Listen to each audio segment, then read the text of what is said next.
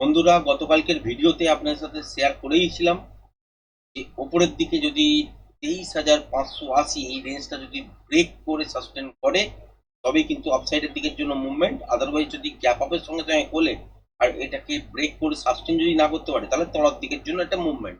প্রথমের দিকে আজকের দিনে মর্নিং একটা স্ক্যালপিং ট্রেড আমরা কিন্তু পেয়েছিলাম যখন তলার দিকের জন্য ডিপ নিচ্ছি।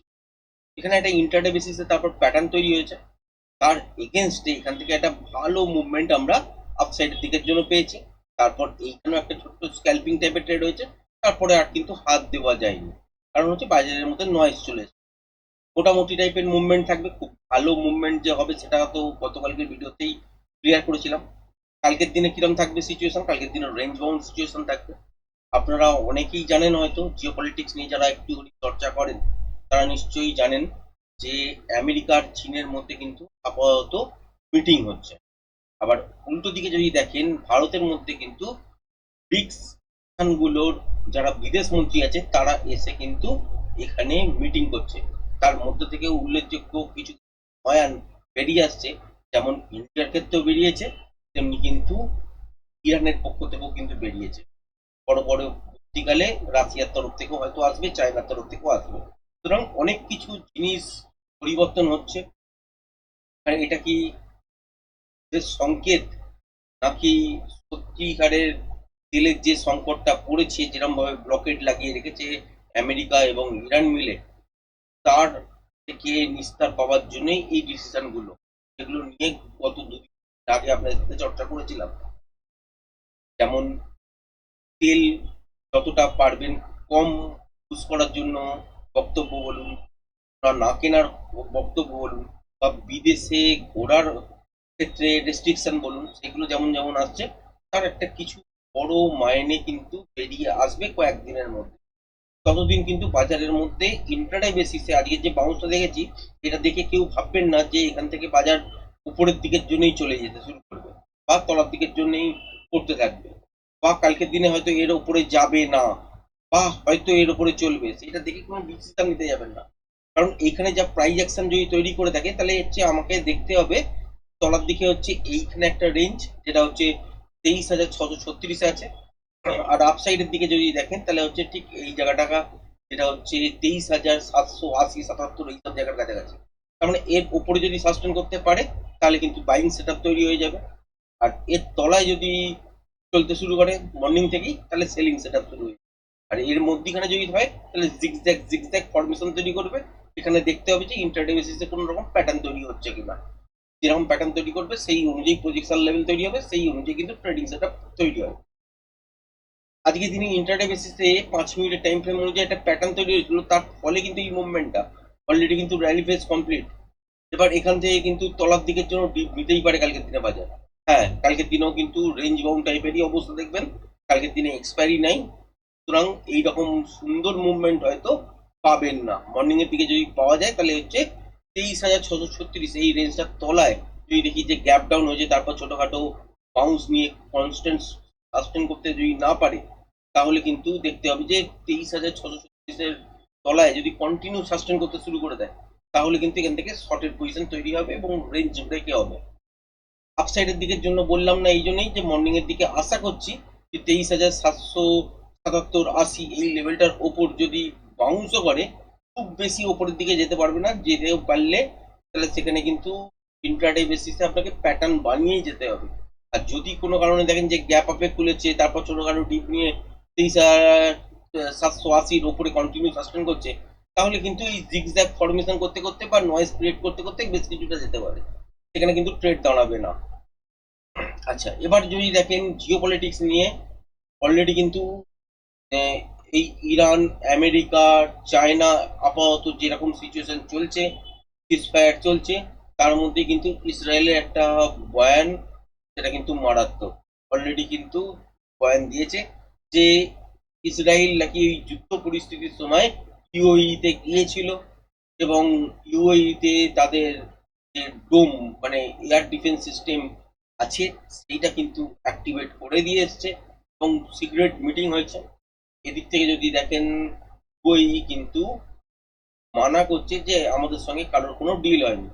যাই হোক, এইগুলো নিয়ে কিন্তু বিশাল চর্চা হতে পারে জিও পলিটিক্সে, কিন্তু নর্মালি যদি দেখেন গ্লোবাল সিচুয়েশন কিন্তু ঠিক নেই, কেউ কিন্তু গড়ে নিয়ে যাবেন না। ব্যাংক নিফটির ক্ষেত্রে যদি দেখেন আপসাইডের দিকের জন্য ওপরের দিকে যেখানে নয়েজ ক্রিয়েট করতে করতে আজ যেতে পারেন, সেটা হচ্ছে 54,393 400 এই জায়গাটা। এইটা ব্রেক করে চলা মানেই বেশ কিছুটা মুভমেন্ট হবে, সেখানে কিন্তু নয়েজ থাকবে, কারণ এই যে তলা থেকে উপরের দিকে ঘুরেছে, সেখানে কিন্তু একটা প্যাটার্ন পেয়েছি, সেই প্যাটার্ন অনুযায়ী কিন্তু আপসাইডের দিকের জন্য মুভমেন্টাম হয়েছে। আবার যদি ডাউন সাইডের দিকে কথা বলেন, তাহলে এই যে রেঞ্জটা আছে, যেটা হচ্ছে 54,025 বা 54,000, এই রেঞ্জটা ব্রেক করে চলা মানে তলার দিকের জন্য ডিপ নেবে। র্যালি ফেজ কমপ্লিট হয়ে গেছে, এরপর নতুন প্যাটার্ন তৈরি করবে, তার জন্য এখান থেকে আর আপসাইডের দিকের জন্য চলতে পারবে না, যদি চলেও সেখানে মানুষকে কিন্তু ট্র্যাপ করবে, তলার দিকের জন্য ডিপ নিতেই হবে। তারপর ইন্টারডে ফ্রেশ প্রাইস অ্যাকশন অনুযায়ী প্যাটার্ন তৈরি হবে, সেই অনুযায়ী কিন্তু রিপার্টিশন আসবে। এবং এখান থেকে আরেকটা জিনিস দেখবেন, যে প্যাটার্নের পর যখন যদি দেখা যায় যে ফার্স্ট হাফের মধ্যেই প্যাটার্নের একটা ভাগ তৈরি হয়ে গেল, তাহলে কিন্তু সেকেন্ড প্রজেকশন লেভেল যখন তৈরি হবে, সেটা কিন্তু সেকেন্ড হাফের জন্য হবে, ভালো ট্রেড পাওয়া যেতে পারে। আর মর্নিং এর দিকে যদি দেখা যায় যে 54,025-এর তলায় চলছে, বারবার চেষ্টা করছে আপসাইডে যাওয়ার জন্য, ফেল করছে, তাহলে কিন্তু রেঞ্জ ব্রেকে শর্ট করা যেতে পারে। আর এখান থেকে যদি ক্লিয়ার কাট শর্ট বা মোমেন্টামের কথা ভাবেন, তাহলে হচ্ছে এই যে তলার দিকে ব্যাংক নিফটির ক্ষেত্রে দেখতে পাচ্ছেন 53,184, অনেকটা তলায়, এইটা ব্রেক করে কন্টিনিউ যদি সাস্টেন করে, তবেই কিন্তু এখান থেকে মোমেন্টাম পাবেন তলার দিকের জন্য, আদারওয়াইজ কিন্তু পাবেন না এই মুহূর্তে। আর মর্নিং এর দিকে যদি এই রেঞ্জটা ব্রেক করে, তাহলে স্ক্যাল্পিং আকারে তলার দিকের জন্য কিছুটা মোমেন্টাম পাওয়া যেতে পারে। নিফটির ক্ষেত্রেও সেম সিচুয়েশন, যদি কোনো কারণে দেখি যে এই জোনটা যেটা হচ্ছে 23,393, আর আজকের দিনের লো হচ্ছে 23,425, তো এই যে জোনটা তৈরি করে আছে, এই জোনটা ব্রেক করে সাসপেন্ড করলে কন্টিনিউ, তখন কিন্তু মোমেন্টাম পাওয়া যাবে। তার আগে যদি মর্নিং এর দিকে দেখা যায় যে 23,636, এই রেঞ্জটা ব্রেক করে দিয়ে কন্টিনিউ সাসপেন্ড করছে, বারবার উপরের দিকে যাওয়ার চেষ্টা করছে, ফেল করছে, যেমন ঠিক সিচুয়েশনটা এইখানে হয়ে আছে, ঠিক এই রকম জায়গায় বা নিফটির ক্ষেত্রে যদি দেখেন এইরকম সিচুয়েশন হয়ে আছে, তাহলে কিন্তু মনে রাখবেন যে তলায় যদি কন্টিনিউ শাসন করতে থাকে, তাহলে এখান থেকে কিন্তু লাভ তলার দিকের জন্য চলে আসবে, তারপর প্যাটার্ন তৈরি হবে, সেই অনুযায়ী সেকেন্ড হাফের জন্য ট্রেড যেমন যেমন বেরোবে সেই অনুযায়ী ট্রেড করা যেতে পারে। আর যদি ওভারঅল নয়েজ থাকে, তাহলে কিন্তু ট্রেড করা যাবে না। আর কালকের দিনে রেঞ্জ বাউন্ড হবার চান্সই বেশি, মর্নিং এর দিকে একটা স্ক্যাল্পিং মুভ পাওয়া যেতে পারে, ক্ষেত্রে হচ্ছে 23,636 তলায়, আর ব্যাংক নিফটির ক্ষেত্রে হচ্ছে 54,025 তলায়। এরপরে এই যে মিটিং যে হচ্ছে, আর একটা কথা বলে রাখি জিও পলিটিক্স নিয়ে, এই যে মিটিং দেখতে পাচ্ছেন ইরান আর আমেরিকার মধ্যে, যে মিটিংটা হবার কথা সেটা চলছে আপাতত কিন্তু চায়নাতে, কারণ চায়না হচ্ছে ব্যাক করছে। তো এই যে মিটিংটা চলছে বা ট্রেড ডিল নিয়ে বিভিন্ন রকম চর্চা হচ্ছে, সেইটার আউটকাম কিন্তু বেরিয়ে আসবে কালকেই, বাট সেইটা অনুযায়ী কিন্তু যুদ্ধ হবে নাকি তো এখানেই সমাপ্ত হবে, সেইটার আউটকাম বেরিয়ে আসবে কালকের পর, মানে ডোনাল্ড ট্রাম্প হেরে যখন তার নিজের দেশে ফিরে যাবেন, তারপর কিছু না কিছু বয়ান আসবে বা অ্যাকশন শুরু হবে। তার জন্য মার্কেটও ওয়েট করছে, আমরাও ওয়েট করছি, কিন্তু এই মুহূর্তে কিন্তু কোনো রকম কল বা পুট কিনে নিয়ে যাবেন না। আপনার ফেভারে যদি চলে গেল তো ঠিক আছে, যদি না চলতে পারলো তাহলে কিন্তু লস হবার চান্সই বেশি থাকবে।